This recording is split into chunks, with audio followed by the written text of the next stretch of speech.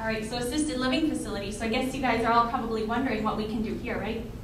So occupational therapy practitioners can provide a unique and valuable service in supporting clients residing in assisted living facilities, both directly and indirectly, in their occupations, which are their activities of choice, and in their efforts to remain independent and to successfully age in place. So some of the things that we would focus on in an assisted living facility are energy conservation, fall prevention, home safety, joint protection, benefits of meaningful activity for overall function and mental health, stress management, and even safe driving and community mobility. I'm going to tell you a little bit about aging in place, and we're going to demonstrate some devices for you, show you a couple of the things that might be useful to you.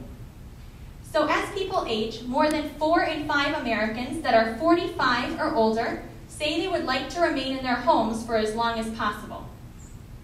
So our role in aging in place, our goal, is to enhance the quality of life for elderly persons so they are comfortable in their environment and more able to participate in activities both in their homes and in the community. So by looking at a person holistically, occupational therapy practitioners can adapt an environment so that it allows for the client to function at his or her highest level of independence. So we're going to go into a couple of adaptive devices that might be helpful to you in your bathroom environment, then your bedroom, and then in your apartment in general. So the first thing we're going to talk about, we have a couple items over here that might help you. By a show of hands, who has difficulty reaching your feet when you're showering?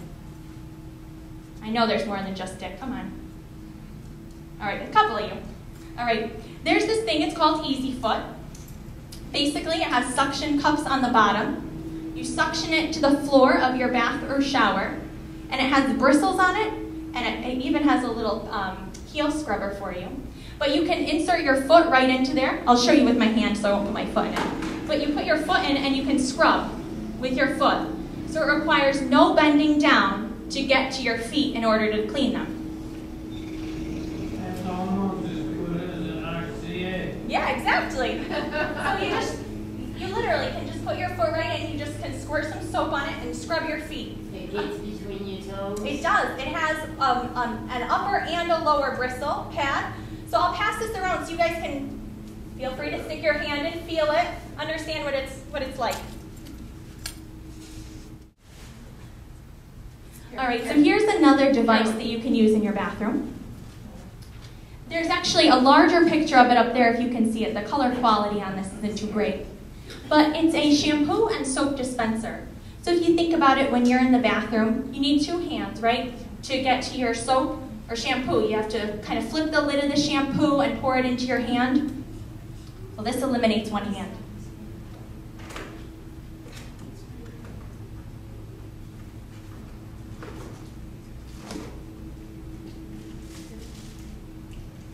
So this device uses a lever, so it mounts to the wall. And then you use this lever, one-handed, to pump the soap or shampoo out. They come in a variety of sizes. So this is just a single one. The picture up there shows a triple one. So maybe you have a shampoo, a conditioner, and a soap. Maybe you have a scrubbing body wash and a regular body wash and a shampoo that you use. They come in a variety of sizes. The only problem is that you do have to fill it. So one time you do need to use both hands, but after that it's just a simple pump.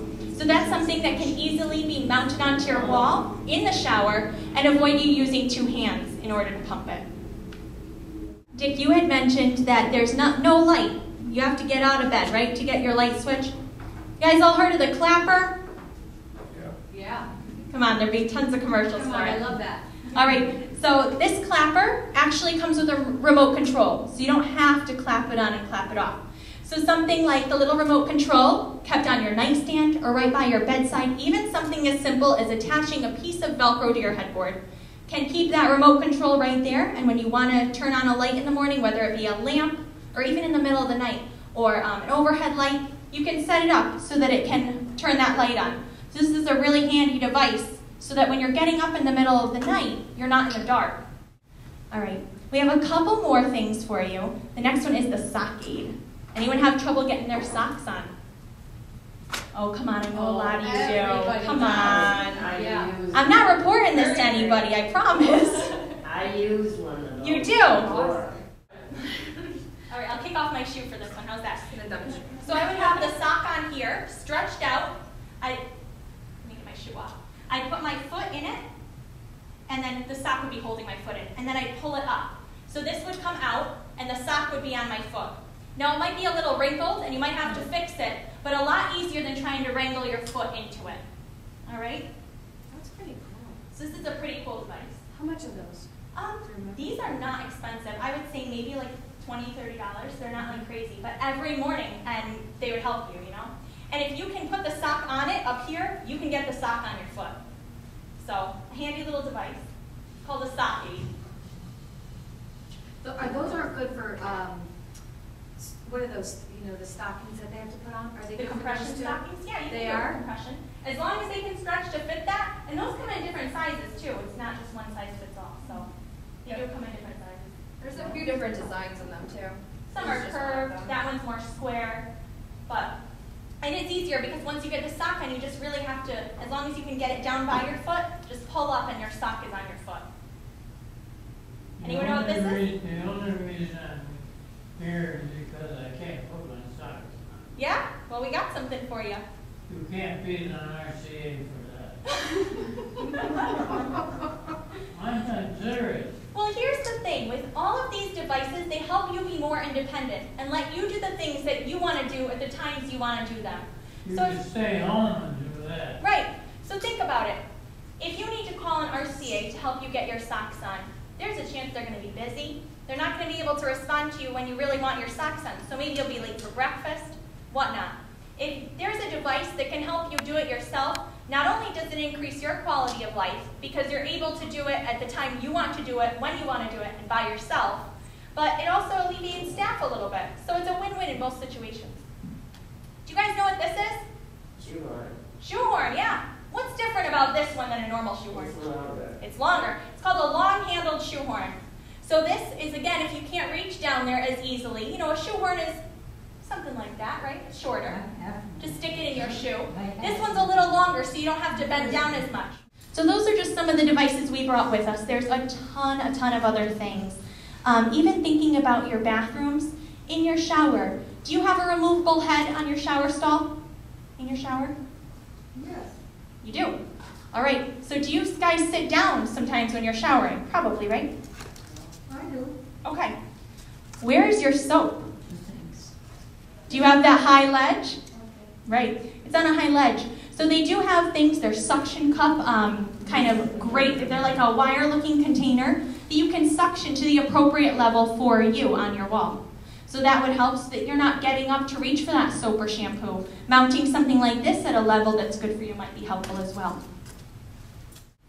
So we want to thank you for coming and learning about what occupational therapists do. And I would welcome any questions that you guys have if you want to either ask them out loud or come up to us afterwards. We may be able to troubleshoot some things with you. If there's something that you're not able to do that you want to be able to do, we focus specifically on your apartment, but OTs would focus on a realm of things, cooking, cleaning. If there was a specific task that you would like to do, there's some way to make it possible most of the time. So if you guys have any questions, shoot, all right?